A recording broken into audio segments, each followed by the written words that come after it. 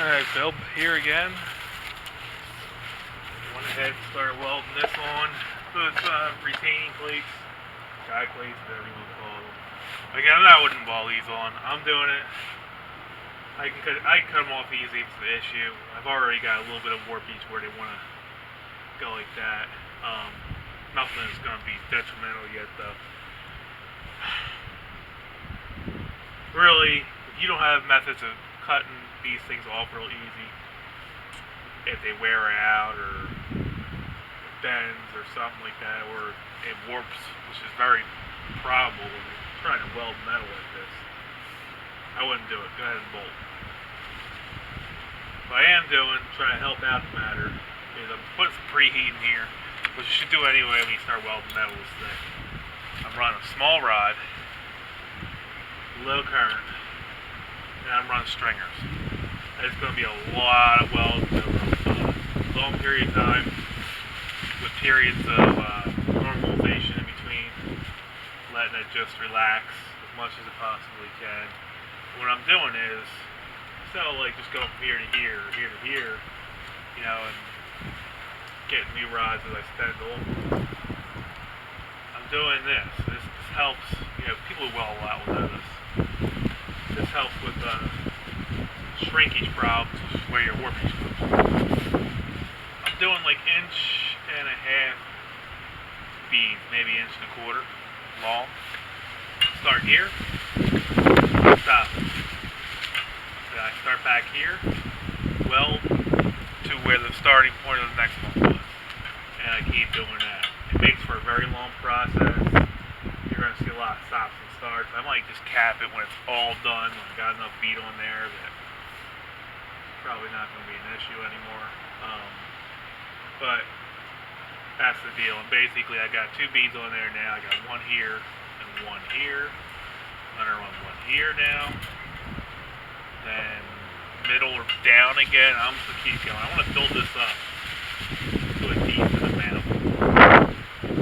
Eventually I might switch over to my bigger rod, or I might go get some 1/8. I got 5/16 rods. They're kind of big.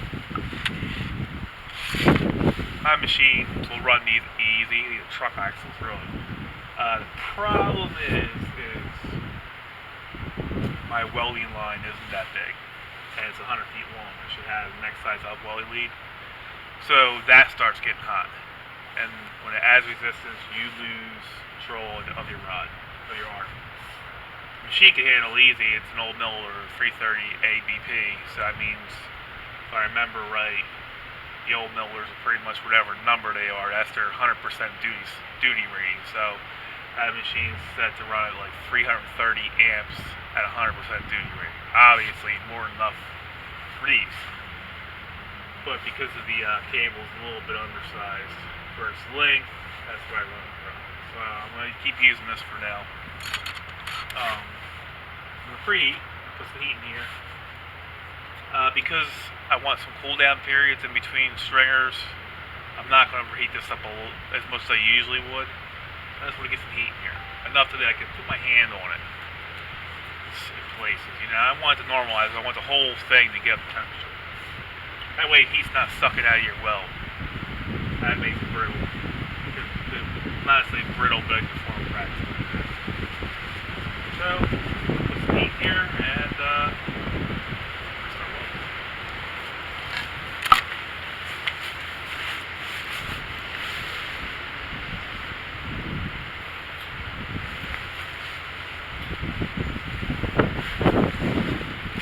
this is my favorite thing.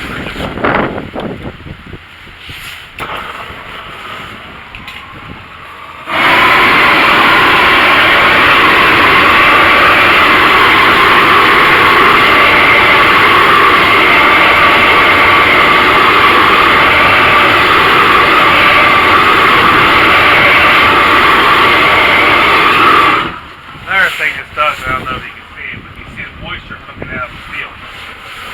That moisture puts hydrocarbons into the steel and makes it brittle.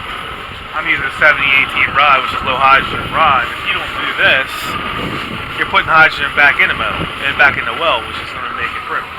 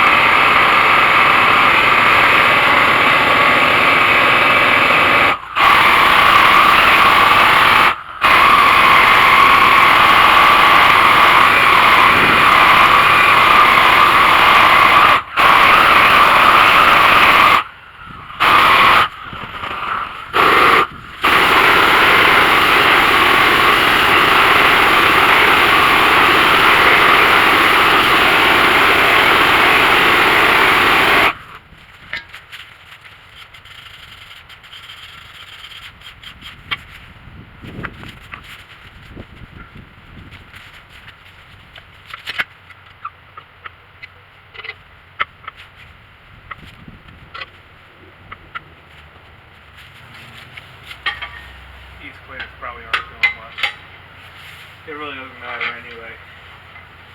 You get crazy with heating one low. No clamp in the world can help you out. You can even tack things down, put beads on them, hold them down. And the second you go ahead and cut the beads, it'll spring like it's no big deal. So you really want to kind of do it as good as you can in terms of doing everything you can to avoid it in the first place.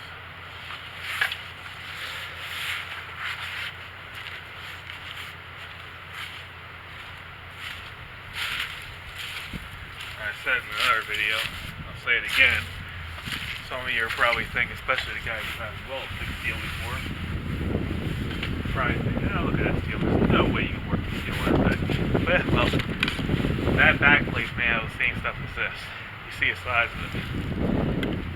And that back plate's warped. I didn't care about that back plate as much as far as warpage goes because, well, it wasn't critical in terms of it. But it most certainly did.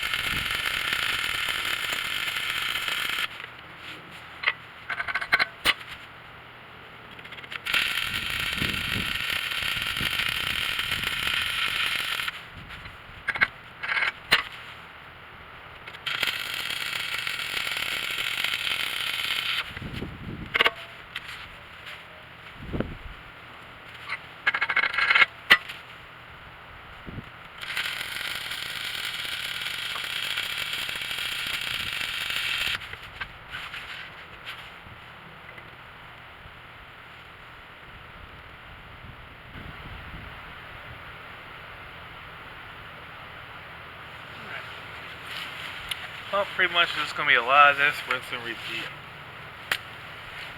You don't need to see all that. So, until I got something funner to watch, that'll be it for today.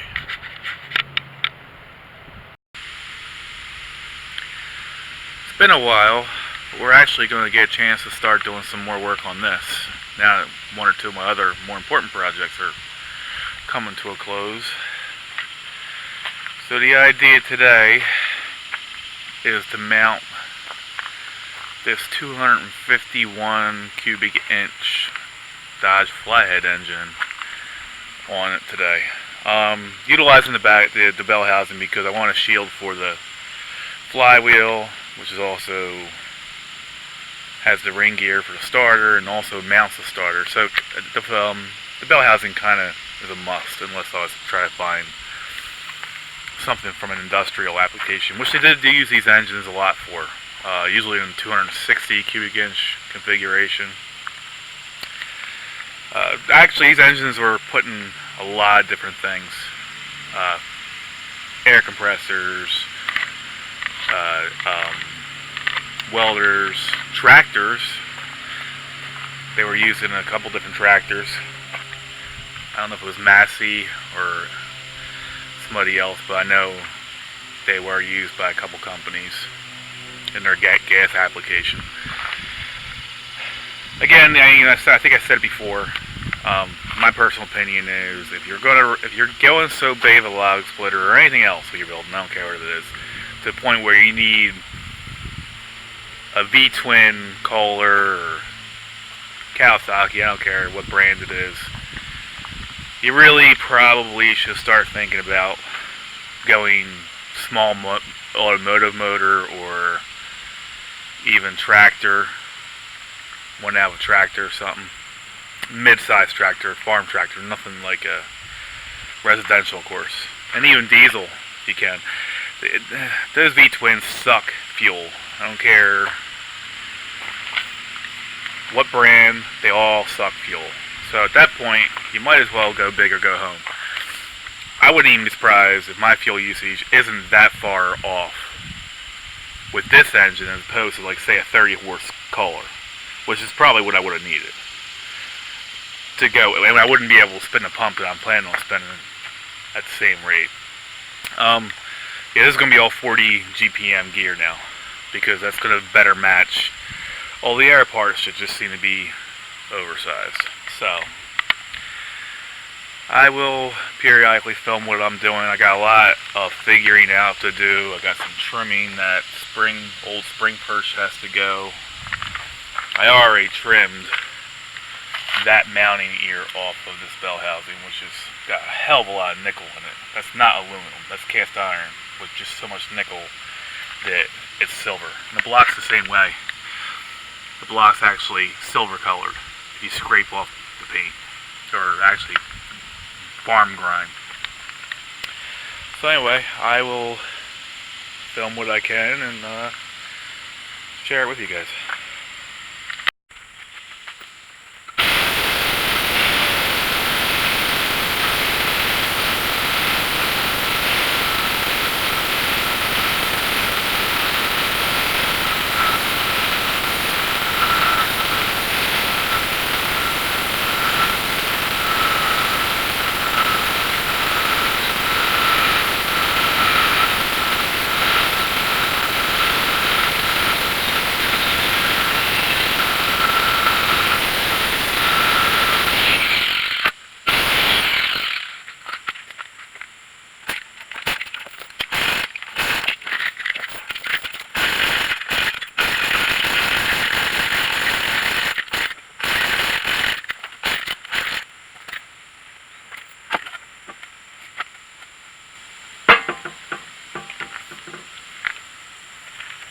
Alright, that might be enough. Might not have to pull the rest of that pad off, which should probably be a lot of work.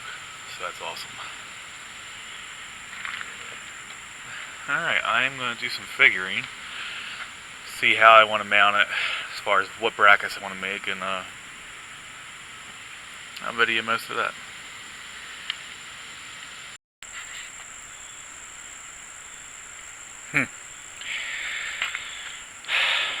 So, got the pad off, cleaned up the welds, because I don't want anybody thinking I did that crap. And I was thinking for a hot second, if I had kept the engine the way it was, I still have to put,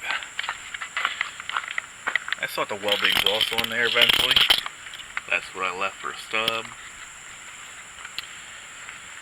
I really started to think if having the engine opposite of where it is right now was a good idea. And I'm not sure it's not a good idea. I mean, it's a large engine. These medium length DeSoto blocks, that's what I think is their, I heard people call them Canadian blocks, I've heard them call them DeSoto blocks. These are longer than, say, what was in the Power Wagon, military Power Wagon. These are 25-inch blocks as opposed to 23, I think.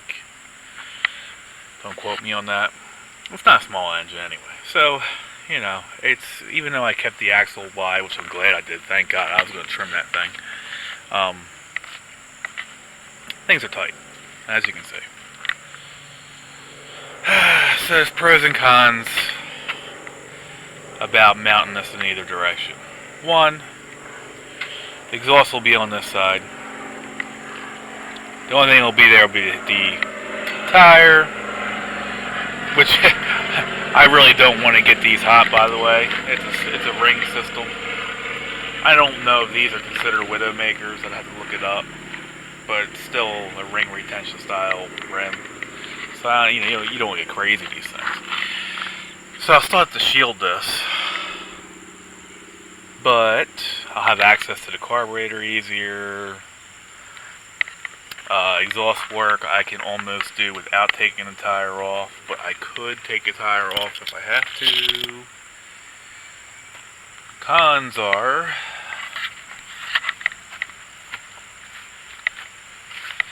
that's my distributor. It's a points engine. I might convert it to a non-point setup eventually, who knows. I have access. I mean, it's not horrible. That shouldn't be too bad. Although, don't forget, over here where I'm standing is going to be things like the tank. I should have about 75 gallons. If I'm running this thing like for hours on end, that 75 gallons would be about the required amount to keep it cool, unless I put an auxiliary cooler on it. And it would also mean that, okay, this is the old generator. Either generators and alternators, unless this has been changed at some point. I believe this is still 6 volt. It could be 12 volt. There is a transformer on the truck. I don't know if they all had that. Regardless, and it's just a 6 volt transformer. I don't know. I did have a 12 volt battery, so not sure. But the rest of the truck wasn't converted, so it was still positive to frame and stuff like that. So I don't know. I'll have to test this actually. I don't have a problem with keeping this, but if I was to decide to change this to a modern day like GM alternator, because they're one wire, easy peasy, well, I don't have a lot of room now. I'd probably have to mount it to the other side of the engine somehow. Make my own brackets. Not a big deal, but that, and also, I mean, it's real close to the push plate. And the fan.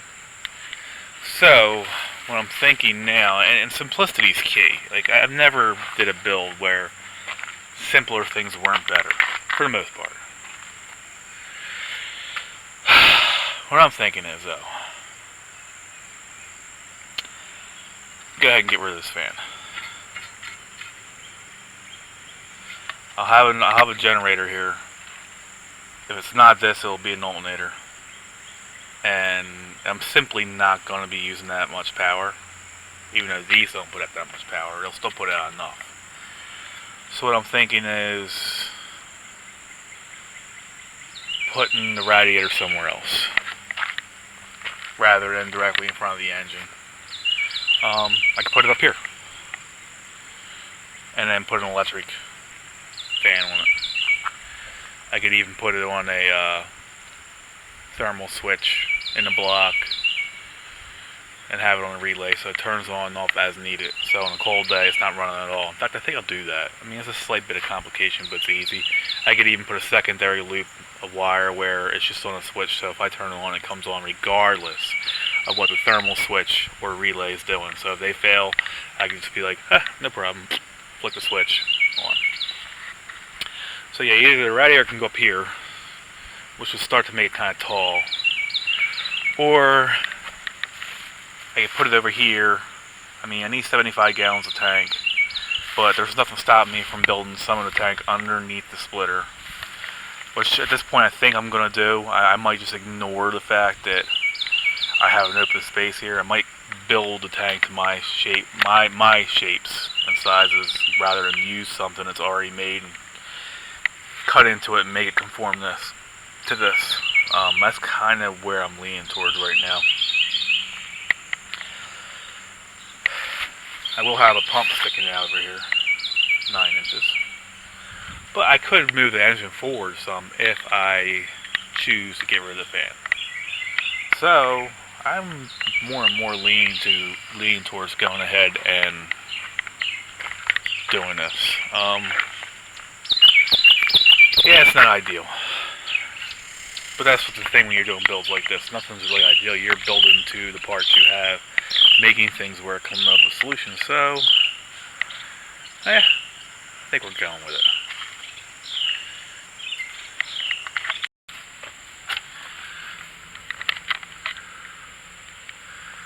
Alright, so I determined this is where the first bracket's going to go on, which will be attaching to that here. Kind of sucks I cut the other ear off, means I ended up deciding I wanted to switch it around. Oh well, make it work. So anyway, this plate will go approximately here. And those are 2 bolts for that ear. Once this is on, I will probably unbolt the bell housing and go ahead and do my second mount, which has to come off of the axle somewhere in this area over to it. Or maybe I'll do even a cradle. Cradle might work great. But right now I have to do my least favorite thing ever, and that's clean metal. And one thing I realized, I guess this is a thing, it sure seems like a thing. The thicker the metal, the harder it is to clean off mill scale. This stuff, the back plate and the push plate's made out of 1.5 inches, and I tell you what, this stuff was so bad. After doing this piece, sorry, kind of lost focus there. After doing this piece, I literally just put the push plate in a white vinegar bath for a week, because I was not about to go through that again. So eventually I'm making a sandblaster, I just haven't done that yet. So here we go. Okay, an actual fun part, unlike cleaning off mill scale and rust, is welding this thing on. Usually with the metal is thick, not necessarily the mount that I'm about ready to weld on, but the beam itself is really thick. I go ahead and do a preheat, but it's a hot day out.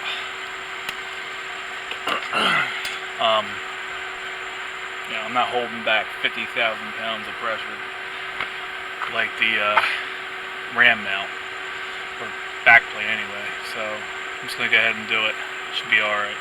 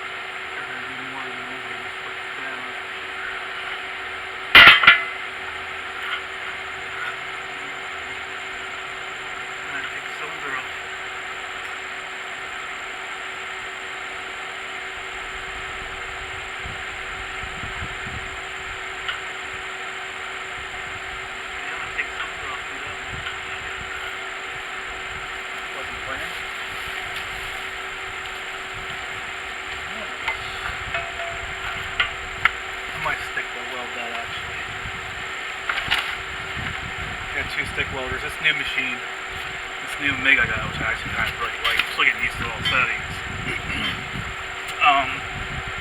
We'll still do stick too, so that's kind of a neat feature. Not as high as the other one will, but 200 is plenty for most jobs. Once you're welding big ass things like this.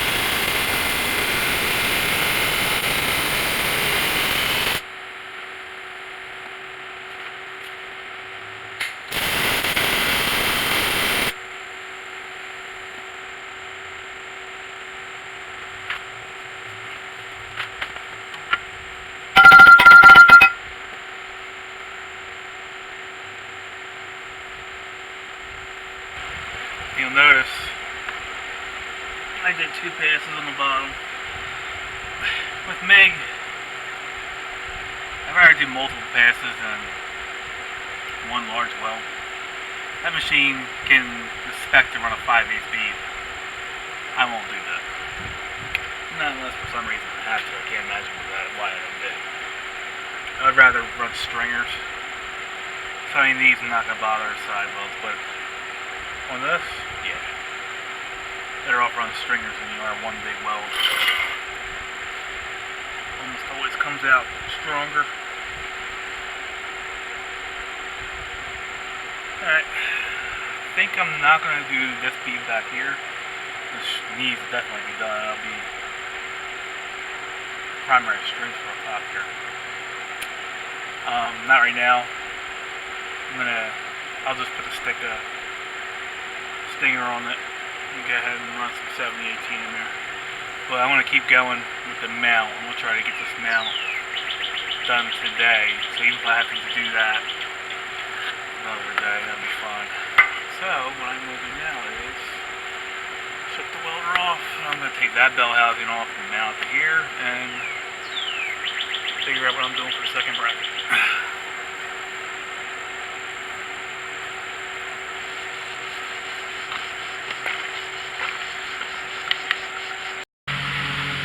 Alright, so here we go. First mount bolted on.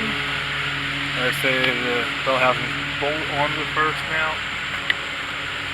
Which is going to allow me to start the second mount, which will be in the back also.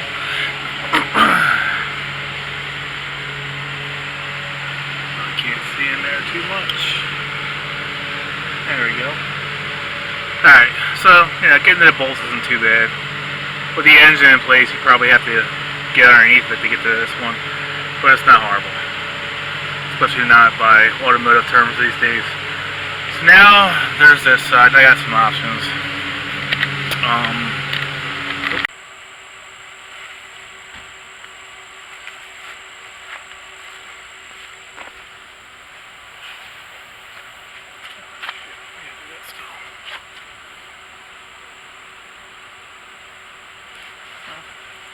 Alright, got ready to tack on the brackets, or well, the arms that are going to go through this bracket, and they're eventually going to go here.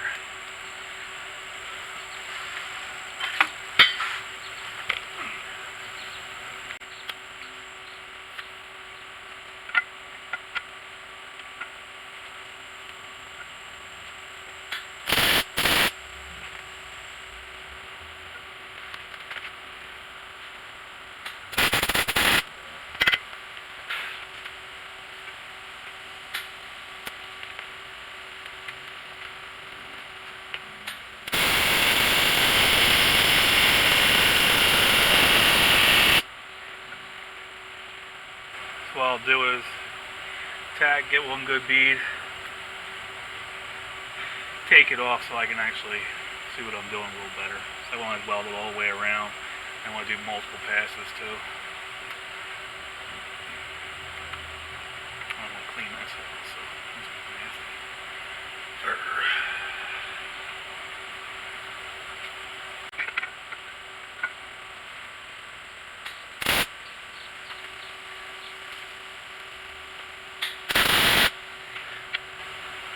Basically, that's what we're looking at. Should be plenty strong enough.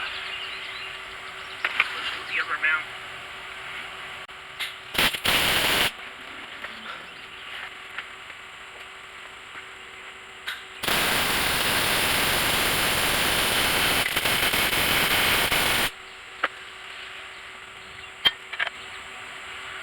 Alright, pop that off and continue the welding.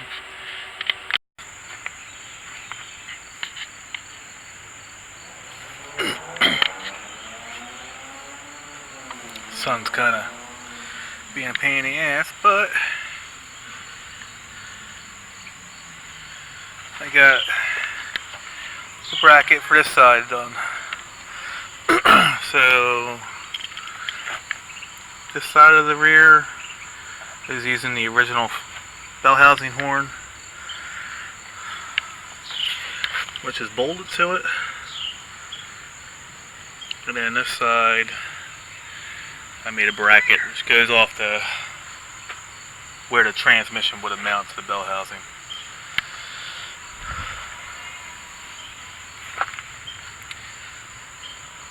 Sure glad I didn't narrow that axle, because this has become quite a tight build. Almost like it was meant to sit in between there.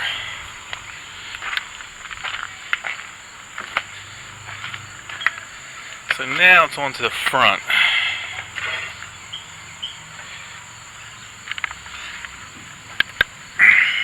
Which I'm going to use that original rubber pad. It'll still work. Take a little vibration out. I'm mounting exactly the way it was from factory. Rear was rigid. The front was on that pad. So that's how it's going to get it. It's going to use a piece of heavy 1/2-inch plate. Come from here over 2 holes. Gusted the hell out of it because it's going to be so stretched, overreached. And that'll be it. Easy peasy. You can see I don't have a lot of room on the inside of that engine. Alright, we're done for today. Pretty much done mounting the motor. A few final touches, some welds that gotta be complete, but for the most part, it's done. This is the front bracket. That's 1/2-inch plate by 6 inch. So, I mean, it's way cantilevered, but I mean, it's 1/2-inch by 6 inch wide shit. So, I really don't think that's going to be an issue. It's gusted it with 1/2-inch stock too.